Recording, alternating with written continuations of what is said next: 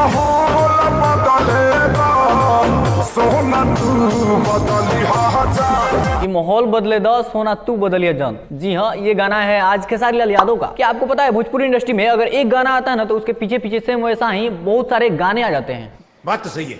जी हाँ, तो वही गाना आया है आज खेसारी लाल यादव का माहौल बदले दो। और ऐसा ऐसा गाना आज का नहीं बल्कि 1 महीना 1 साल पहले का ऐसा ऐसा गाना है। YouTube पे अगर आप लोग सर्च कीजिएगा तो इस गाने के नाम से बहुत सारे गाना आपको देखने को मिल सकते हैं। वो छोड़िए ना, 5-7 दिन के भीतर में देखिए रितेश पांडे, गुंजन सिंह और भी गोलू गोल्ड और भी बहुत सारे सिंगर गाए हुए हैं इस गाने को। लिरिक्स भले ही दूसरा है लेकिन टाइटल सेम है। बिहार में अगर रंगदारी ना हो तो बिहार कहलाएगा ही नहीं। कहा जाता है कि बिहार में बच्चा बच्चा के हाथों में कट्टा और पिस्तौल रहता है तो रंगदार तो कहलाएगा ही कहलाएगा। तो इसी हिसाब से रंगदारी के ऊपर सभी सिंगर गाना लेकर आ रहे हैं। उसी में से अपने खेसारी लाल यादव भी लेके आ गए हैं। भाई साहब, सबका गाना एक तरफ लेकिन खेसारी लाल यादव का गाना एक तरफ। क्या गाना गाए हैं भाई साहब। इसमें थोड़ा सा डांस भी इनका दिखा। माहौल बदलेगा, सोना तू बदलिया जान। ये डांस नहीं बल्कि एक तांडव है। ऐसा ही डांस खेसारी लाल यादव का देखने के लिए पूरा पब्लिक उत्सुक था। रंगदारी के साथ में डांस भी सूट करता है। और हाथों में इनके बंदूक तो देखिए, सोफे पे बैठे हैं खेसारी लाल यादव और हाथ में बंदूक है। आए हाय क्या लग रहे हैं। इसमें म्यूजिक तो देखिए। इस कहानी का स्टोरी है कि खेसारी लाल यादव रंगदार रहते हैं और वांटेड रहते हैं।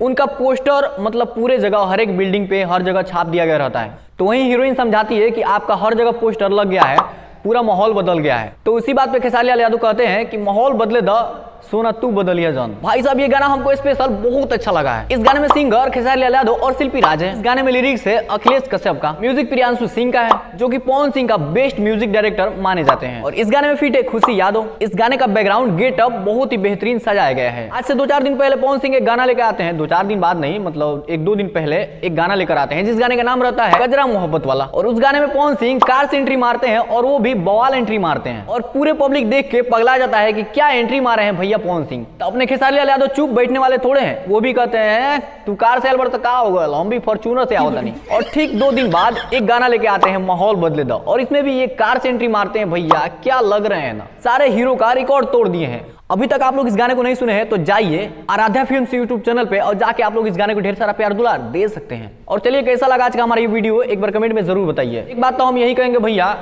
कि हम संतोष पागल ना हैं। जल्दी से चैनल को सब्सक्राइब करो और वीडियो को लाइक करके शेयर कर दो। चलो तब तक मिल जाओ अगला वीडियो में। Love you, by.